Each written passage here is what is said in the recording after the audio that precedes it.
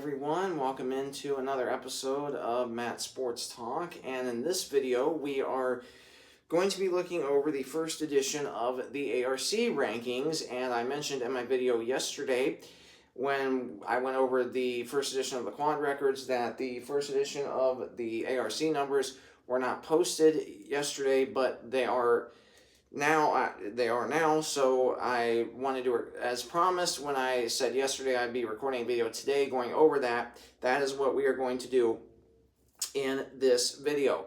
So before we dive in, I wanted to give you, well, first of all, before we do any of that, make sure that if you are currently not subscribed to the channel, that you do so down by clicking the bell icon down below, so you are first notified whenever I upload new episodes. And I truly appreciate any feedback that you may provide me. So if you find any of these videos super helpful or informative to you, please either like, comment, or subscribe. And again, any of those options helps me out greatly. And if you are not subscribed to the channel, as I mentioned a second ago, please do so. And for those of you that are already subscribed to the channel, thank you so much. I really appreciate that. And please keep on subscribing, and please keep sharing my channel with anybody that you know. And my goal is to hit 500 subscribers by the end of this year, as we are in 2026. So again, make sure that you subscribe to the channel. So now we are going to dive into the first edition of the ARC rankings. The next edition will be coming out on Tuesday, February 3rd. So I'll be recording a video going over all of that. And then of course the updated RPI numbers are going to be coming out this coming Monday. So I'll be recording a video then going over all of that with you. So again, make sure that you stay tuned for that. And then on Sunday, I'll be going over, early Sunday afternoon, I'll be recapping all of the Crossroads League men's and women's games from Saturday, because that starts the second half of conference play. So again, make sure that you stay tuned for all of that. So the ARC edition, the first edition of those ratings, and this is just for a little bit of context before we talk about the numbers. The ARC, basically what it is that it tells the NAIA selection show committee, who's the best team in this part of the region, who's the best team down to the worst team, which teams are kind of in the middle of the pack in that area, so to speak. And that's kind of what that shows. And then you look at, and of course now the teams in the north region of the ARC includes teams from the WAC, which is Indiana Tech, Rochester Christian, and then teams from the Chicagoland Collegiate Athletic Conference, also known as the CCAC. Those teams in that conference, also in the north, are Olivet Nazarene, as well as St. Xavier out of Illinois, St. Francis out of Illinois, and those are the teams in the CCAC conference that is in the north region. And then there are a few River States teams that are also in the north region, and those River States conference teams are Rio Grande out of Ohio, Shawnee State out of Ohio, as well as Brescia out of Kentucky, and Midway out of Kentucky as well. And then of course the Crossroads League schools in that region: St. Francis, Indiana; Marion, Indiana; Spring Arbor, Michigan; Huntington, Indiana; Taylor, Indiana; Bethel, Indiana; and Indiana Wesleyan, also out of Indiana. So going over that, now we get to the numbers. And the numbers, as of the latest release yesterday, St. Francis, Indiana is in that number one spot. And I'm just going over all the Crossroads League schools. St. Francis, Indiana is the best team in the North region in terms of the ARC. Really no surprise here. I believe they're 17-1, I think, on the year, 8-1. I know they're 8-1 in the conference, and they are leading the Crossroads League as of right now at 8-1. And then Marion in that second spot in the ARC, so they are the second best team in the North region. Really no surprise here. Marion, of course, they're 17-2, 7-2 in the conference. And of course, they have suffered back-to-back losses against St. Francis at home last Wednesday night, and then on the road in a very surprising upset at Huntington this past Saturday. And then continuing down in terms of the Crossroads schools, Spring Arbor out of Michigan is in that number 4 spot, so they are the 4th best team in the North region. Really no surprise here either. And this is a Cougar team that they are also 7-2 in conference play, and their only losses this year have come against ranked opponents, being Marion, Rio Grande, and St. Francis. So really, really good losses for Spring Arbor. Of course, they're having a phenomenal season under head coach John Williams, and they're playing really very, very aggressively in terms of defense, forcing 25 turnovers, forcing their opponents into 25 turnovers per game. Or they're forcing 25 turnovers per game. So really no surprise there as well. And they're just, again, having a phenomenal year. They're currently the number 3 seed in the Crossroads League. Of course, I know I primarily talk about the Crossroads League because that's the league I'm most familiar with. That's also the league where I attend the most games. And of course, I've been following the Crossroads League very, very closely for, I believe this is my 6th year this year. So it's hard to believe it's been that long. And then looking further down the list, you have Huntington out of Indiana. They are in that number 5 spot in the ARC. Again, really no surprise here. Yeah, now, yes, while their record, I believe is 15-4, at least as of right now, which is really, really good. They are 6-3 in the conference, and their only conference losses coming, well, they did have an upset loss against Bethel a couple of weeks ago, but other than that, their only other 2 losses in conference were to St. Francis and Spring Arbor. So again, really good losses for them. And of course, they're having a phenomenal year under head coach Darby Maggard, and of course, they're without Bailey Kellum, their leading 3-point shooter in terms of shooting totals from the 3-point line last year. But they did get their second best 3-point shooter back, Kendall Yoakum, a couple of games ago, and she has really made a difference off the bench for this Lady Forester team. Of course, you also add in there Addie Shank and Liv Raby, as well as Annika Nelson, Tegan Akers, Lauren Merritt, Kendra Sheets. This is a loaded offense for the Lady Foresters, and again, they are just having an amazing season, and it is awesome to see them, be this good, especially with not having Gabby Melby this year, who ended her playing career last year, but she is a grad assistant on this Lady Forester team, so you still kind of have her present, so to speak, at least still in the room at their games, whether they're home in Platt Arena, where they are perfect on the year at 10-0, so really, really amazing to see that, but they are struggling on the road this year at 4-4, and we'll see how that plays out in the second half of conference. And then down the list from there, you have Taylor in that number 6 spot out of Indiana. It's meaning that Taylor is the 6th best team in the North region. Really no surprise here, even though Taylor right now sits 15-4 and they sit 5-4 in the Crossroads. Now, all 4 of their losses have come against teams ahead of them, as they lost to Huntington, lost to Spring Arbor, and they also lost to Marion and St. Francis. So again, really, really good losses for this team, that is led by Cassie Wiseman, who has done an amazing job turning this team around. And then of course, for them, they're still looking really good as of right now to make the national tournament. And then Bethel out of Indiana, they're in that number 10 spot, so they're kind of, on the bubble, so to speak, of national tournament. And this is a Bethel team under head coach Scott Polsgrove that they have just really turned their season around, and at least from last year.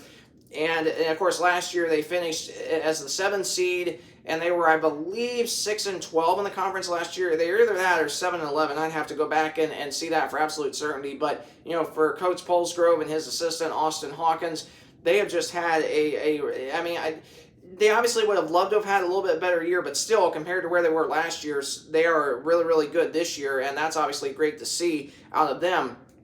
That's for sure. And then lastly, Indiana Wesleyan, 12th in the North region. Now, this is a region that is, the higher your ARC number, the better chances you have of making the national tournament. And now, last year in this region, I believe there were only 10 or 12 teams, at least off the top of my head, that I can remember in this region last year, as opposed to 16 teams this year. So obviously that's made a major difference.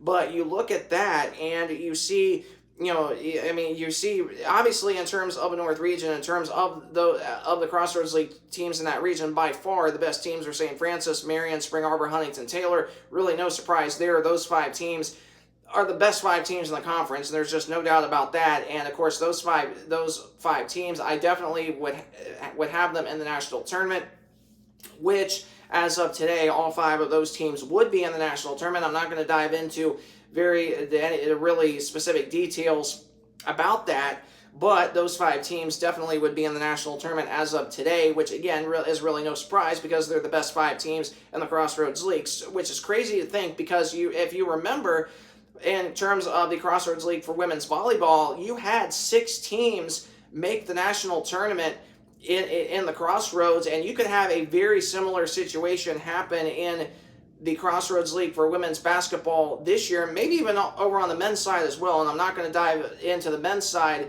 in this video, but still, you could easily have 6 teams in both the men and the women's side of Crossroads League basketball make the national tournament, which would be absolutely amazing, especially after 6 teams made it out of the Crossroads League for women's volleyball. So, I mean, it's definitely going to be a lot of fun to see how all of it plays out, that's for sure. And now, and then, of course, I will end this video by mentioning that, of course, I mentioned the 5 teams that would definitely be in the national tournament as of today, and I'm not going to share any more specific details about all of that, but I will mention at least that part of it, and also the teams that are on the bubble to make the national tournament in the Crossroads League. And the team that is on the outside looking in right now, literally on the outside looking in the Crossroads League, is Bethel out of Indiana. So conceivably, if Bethel of Indiana can end up making the national tournament, and if the teams ahead of them also end up making it or continue to be, in that ballpark of where everybody stands as of today, conceivably the Crossroads League on the women's side of things for basketball could have 7 out of the 10 schools make the national tournament. I don't think any more than 7 are going to make it as of this point, which is just really, really amazing to think about that. Of course, only 8 teams make the league tournament, and out of those 8 league teams, it's just kind of hard to imagine, or crazy to imagine, I should say, that maybe 7 out of those 8 would make the national tournament, perhaps. We'll see how it all plays out, that is for sure. And that would be the case as of today, that Bethel would be on the outside looking in.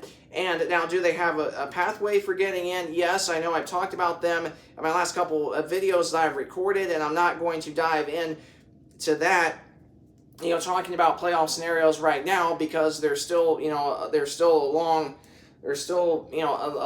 a little ways to go, still a month to go in the regular season, so we're definitely seeing how all that plays out. But I will also say that the very final team in the Crossroads League that would be in to the national tournament as of today would be Indiana Wesleyan. So, and again, with the season they've had, the inconsistencies and the struggles, despite all of that, they still would be in the national tournament as of today, which again is kind of crazy to think about. But, and again, I'm not going to share any specific details of what teams they would be playing as of today, because it's all going to change.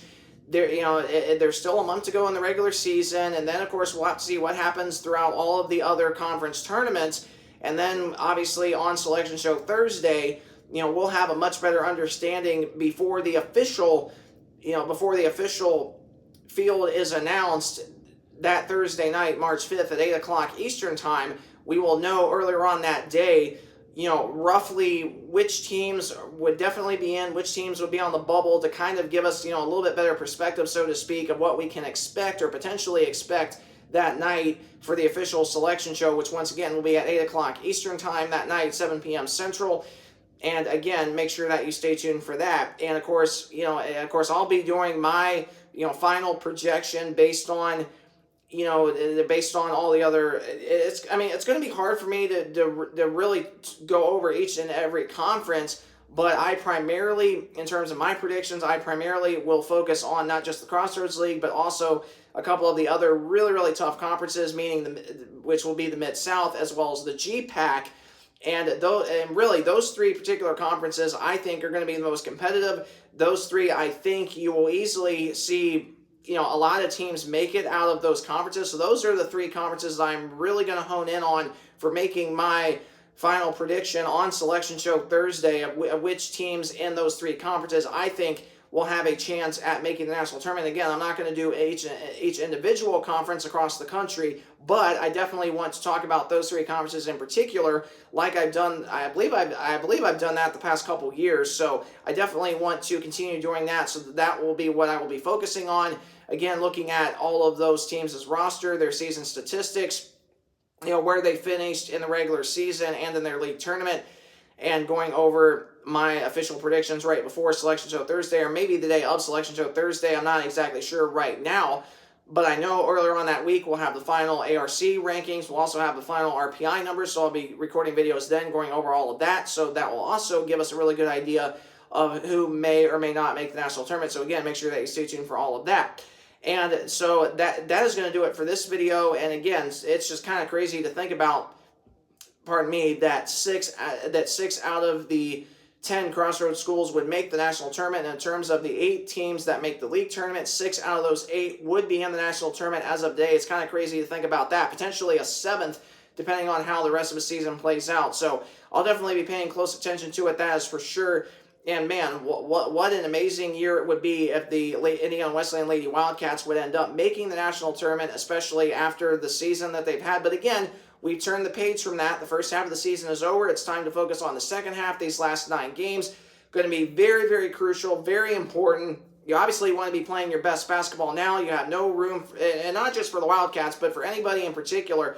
There's no room for margin of error. You got to play your tails off these last 9 games. Do your best most of all, and then obviously most of all, glorify the Lord in everything that you do. So, which is Colossians 3 verse 20, referring to that Bible verse. For that verse says, "For whatever you do, make sure that you do it all for the glory of the Lord Jesus Christ." So, and man, that's literally a verse that just came to my mind. It just randomly out of the blue. So again, praise the Lord for that. But that's going to do it for this video. And like I said, no more specific details regarding the national tournament, which teams would play who, or which teams would play whom, I should say. I'm not going to dive into those details, but the 6 teams that would make the national tournament as of today: Marion, St. Francis, Spring Arbor, Huntington, Taylor, and Indiana Wesleyan, and potentially Bethel. And Bethel out of Indiana, that final bubble team, just on the outside looking in as of today. So those would be the teams that would make the national tournament. So it's really, really exciting to think about. But obviously, there's still a lot of work left to be done this year, especially if you're a team like the Lady Wildcats. Obviously, you want to put in a lot of work, and the talent is there. I mean, we've seen that this year from Ellie Kelleher, Emily Mattingly, Kylie Bettinger, as well as Addie Hovey, Jade Hovey, and of course, also outside of that, Ayla Krieger. And really anybody on this Lady Wildcat roster, they're definitely talented enough. So it's going to be really, really exciting to see how this season plays out for head coach Ethan Whaley, his assistants Wesley Sloan, Ann Seacrest, and Emily Detmers. It's really, really going to be fun to see how all this plays out, and I'm definitely excited about that. And again, so that's going to do it for this video, and thank you so much for watching. And if you did enjoy this video or find it very helpful and or informative, again, please either hit the like button down below, comment, or subscribe to my channel. Any one of those options helps me out greatly, and I truly, truly appreciate any feedback that you may provide me. Thanks so much for tuning in this video. Have a great and blessed weekend, and I'll be back with you on Sunday, recapping all of the men's and women's basketball games from this upcoming Saturday. And there are a lot of exciting and key matchups, so I'm excited to do all that on Sunday. So thank you so much. Have a great rest of your day, a blessed weekend, and I will see you on Sunday. God bless.